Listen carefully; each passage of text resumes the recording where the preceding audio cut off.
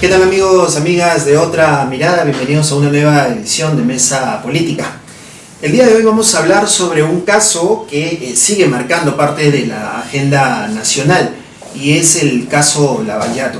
Este caso de corrupción que inició en Brasil y que ha salpicado a varios países de América Latina y con especial énfasis en Perú, porque aparentemente, al menos de los 3 presidentes de la República que han pasado en los últimos años, ya hay 2 que presuntamente están involucrados en este caso y hay uno que ha tratado por todos los medios de desvirtuar las anotaciones, las iniciales que aparecen en las agendas del señor Marcelo Odebrecht, quien es procesado en este momento también en Brasil y que ha brindado también algunas declaraciones sobre otros temas. Se trata de Alan García. El expresidente de la República ha tratado, como hemos dicho por todos los medios, de desvirtuar las iniciales que aparecen en la agenda y que aparentemente tratarían de él y que están junto a una palabra bastante particular: Olmos. El proyecto Olmos, que es un proyecto de irrigación importantísimo en el norte del país y que, según la revisión de las fechas y de todo lo que incluye este proceso, se dio durante el gobierno de Alan García en una etapa ya bastante avanzada. El señor Juan Pari ha sido congresista de la República y fue el que presentó uno de los informes de la denominada Comisión Lavallato en el Congreso. En este informe hay varios apuntes que señalan a Alan García y sus relaciones, tanto de él como de ciertos personajes en su alrededor, que hoy están purgando prisión, que han tenido algún tipo de relación precisamente con Odebrecht y con varias de sus empresas. Señor Pari, ¿cómo está? Muy buenas tardes y bienvenido a Otra Mirada. Muy buenas tardes. Vamos, empecemos un poquito con algunos apuntes históricos que hay dentro del informe que ustedes presentaron en minoría en el Congreso de la República. Y uno de ellos tiene que ver con esta negativa de Alan García, que ha hecho recientemente, de decir que él no participó para nada en el tema del proyecto Olmos, que fue un proyecto de carácter regional, pero las informaciones de prensa lo vinculan al momento de la inauguración, lo vinculan a una serie de reuniones también con empresarios brasileños en fechas previas a la licitación del proyecto Olmos. ¿Qué opinión le merece esta situación? Cuando hay una secuencia de mentiras, obviamente significa de que hay mucho nerviosismo, puesto que no tiene una ruta clara de qué indicar o qué declarar. Recordamos, por ejemplo,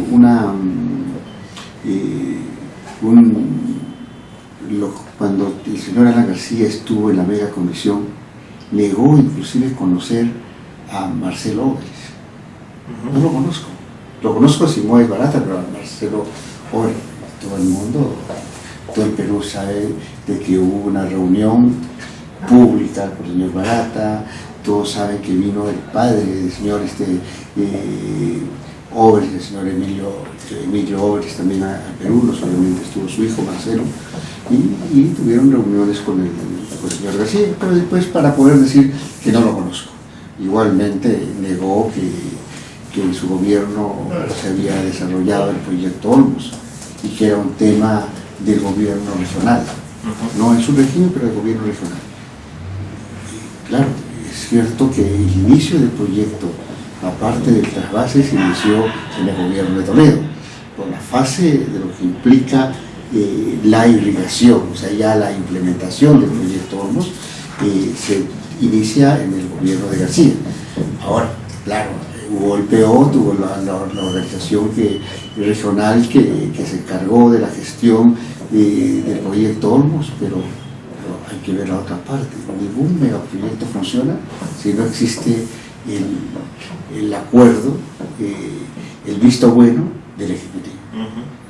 Entonces, y es por eso el interés, el empuje de que tuvo Velázquez Quisquén, el interés de García y la forma ribombante que participa en el discurso de la firma del convenio. O sea, ha habido actos públicos donde Alan García decía: este es mi proyecto y es el proyecto importante. Pero sin embargo en el Twitter trata de negar, ¿no? Incluso en el informe ustedes plantean justamente estos puntos y señalan también las precisiones que había desde el Ministerio de Economía, que consideraban que no había viabilidad todavía en el proyecto, y después cuando uno revisa cronológicamente lo que ocurre, se dan una serie de reuniones, se dan una serie de acciones legales que finalmente posibilitan que el Ministerio de Economía durante el gobierno de García diga que esa parte del proyecto sí era viable y que iba de todas maneras, ¿no?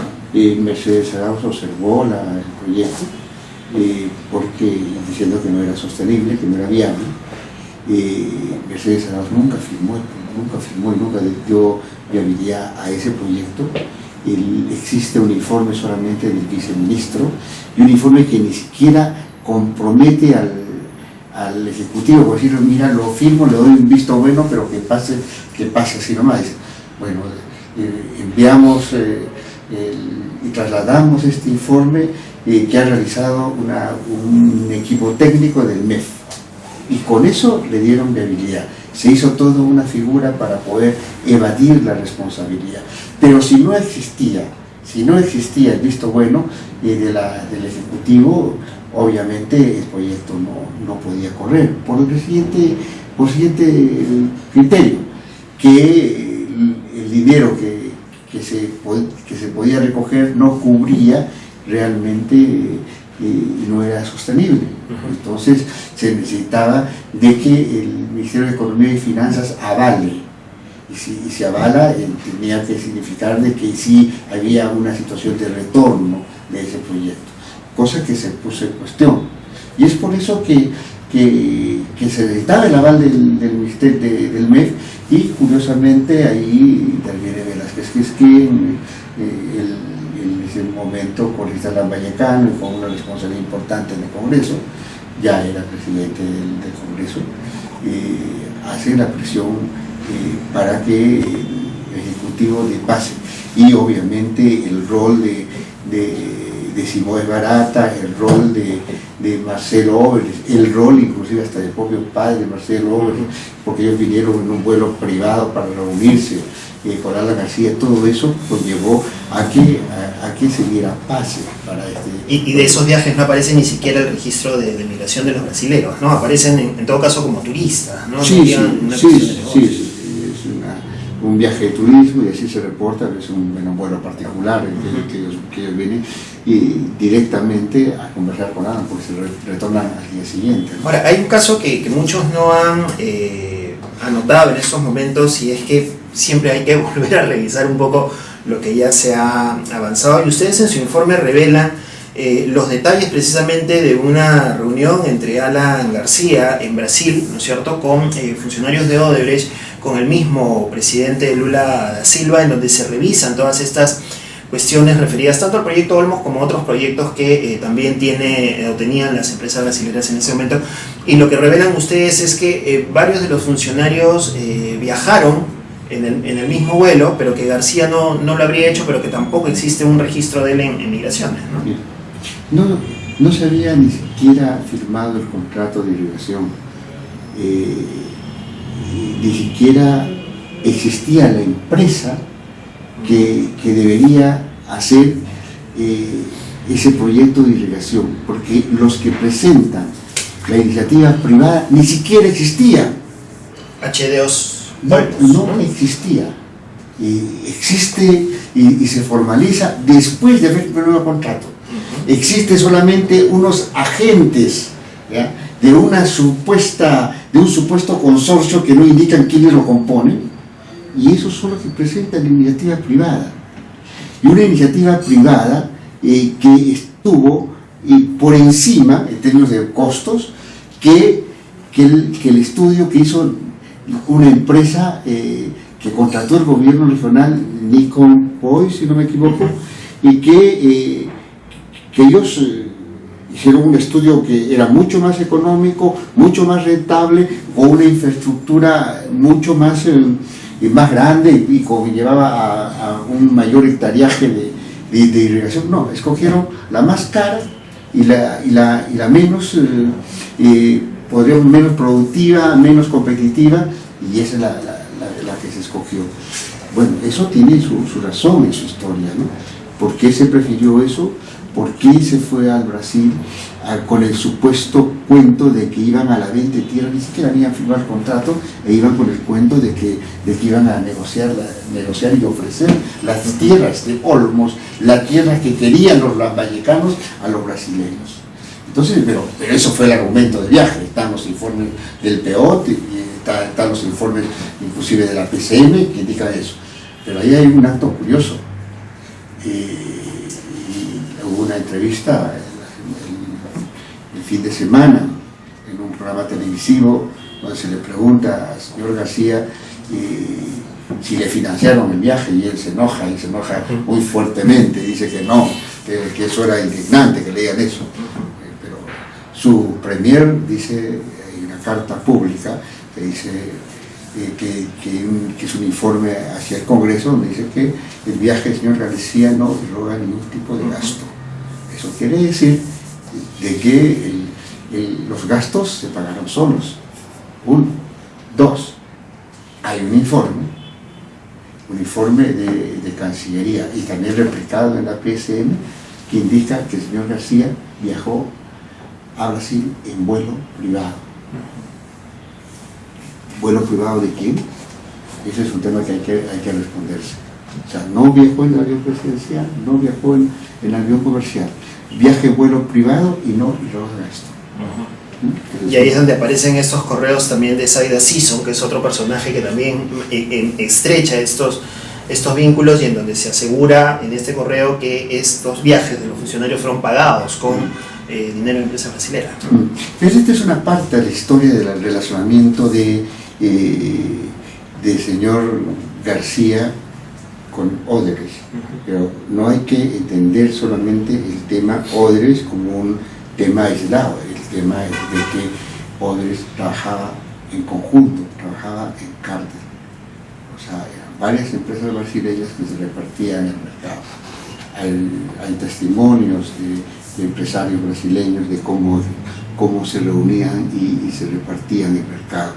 Un funcionario de Engelbeck dice claramente que los negocios funcionaban gracias a la presencia y la participación del señor Alan García. Y ahí no hay AG, hay nombre y apellido completo. ¿Ya?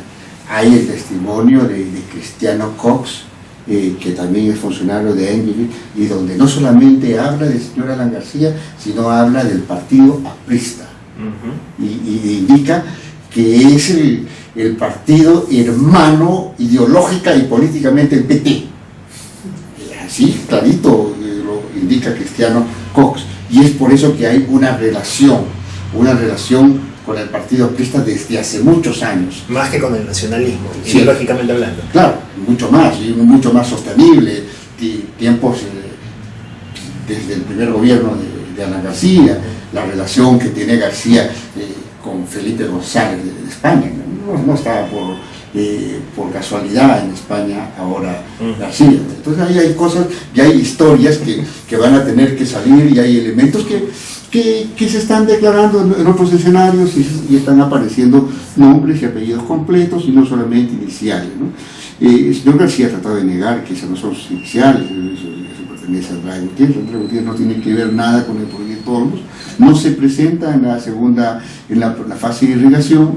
En la primera fase de trabajo solamente compra las bases, pero nunca presenta su propuesta. Entonces Andrade Gutiérrez no tiene que ver nada con Olmos.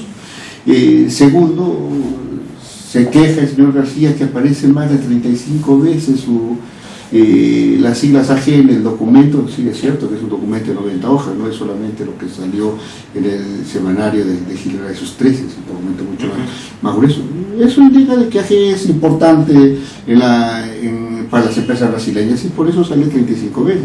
Si no fuera importante, saldría una sola vez, ¿no?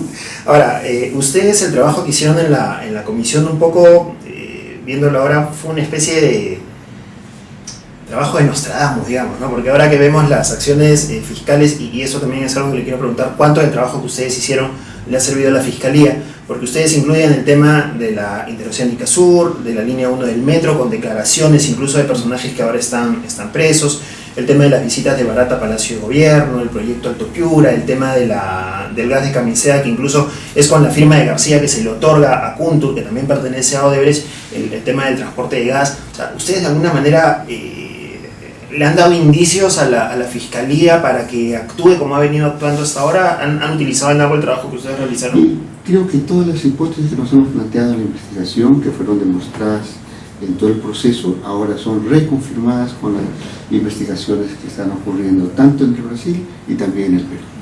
En todos los proyectos las hipótesis están siendo confirmadas. Y es por eso que hubo el interés de bloquear de que este informe sea tratado en el Congreso de la República, por eso hubo la intención, todos a una, de querer reducir todos los conceptos que se proponían en el informe. Por eso empieza el señor Moller en una de sus intervenciones, cuando nosotros planteamos el levantamiento del secreto bancario de varios personajes, él se puso de abogado de las 3 gestiones de gobierno.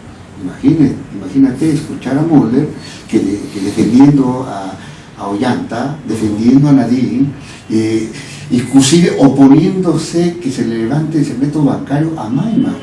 Ahí están los audios. O sea, ese fue el acto de decir, aquí tenemos que defendernos todos. O caemos todos. Y entonces eso es lo que sucedió, hubo una situación de cuerpo, hicieron mayoría en la comisión, bloquearon la sustentación del informe en el pleno, bloquearon el pleno extraordinario, porque obviamente los intereses estaban claros y definidos, porque los elementos eran sumamente objetivos. Quisieron bloquear diciendo, desde el comienzo, cuando decían que el tema y el encargo del pleno del Congreso era identificar las coimas. Pero la coima no es solamente la recepción de la plata. La coima es una transacción, donde es la plata y es la contraprestación, que es lo que gana. Es una transacción donde están los dos elementos, lo que paga y lo que recibe. Y ahí sí hay que entender la coima, no solamente con el dinero que se da, eso es una parte. Y el beneficio de la empresa, la forma delincuencial que empieza a obtener cuestiones favorables a la empresa, como licitaciones, marco normativo para... Es por eso que también se sospecha en el caso de Humala y en un caso local como el de Castañeda, por ejemplo, que los pagos durante campaña después habrían sido, digamos, que una forma de garantizar que después les iba a tocar una obra o una concesión al menos, ¿no? Hay un elemento importante y estratégico para estas empresas. Su estrategia no podía funcionar si no capturaba las relaciones de poder político. Y es por eso que buscaban un conjunto de mecanismos y medios que, por un lado, aporte, por otro lado, intervenciones directas en campaña. Joao Santana no estaba por gusto en toda la estructura, un hombre que conocía muy bien procesos electorales. Sí intervenían en campañas, no porque les gustaba la política, lo que ellos estaban viendo, qué cosa lograban y qué beneficio obtenían después de esta inversión, entre comillas, política, ¿no? Muy bien, señor Juan Pari, seguramente volveremos a hablar no solamente del caso AG, sino también de otros personajes que están involucrados y que aparecen en este informe que les recomendamos a nuestros seguidores que puedan revisarlo en algún momento, porque es un informe bastante completo y que contiene toda esta información y que nos va a adelantar algunas cosas que seguramente veremos en los próximos meses. Señor Pari, muchísimas gracias por estar con nosotros. Muchas gracias. Con ustedes, amigos de Otra Mirada, será hasta una nueva edición. Recuerden que nos encuentran en nuestra página web www.otramirada.p y como Otra Mirada también en redes sociales. Hasta pronto.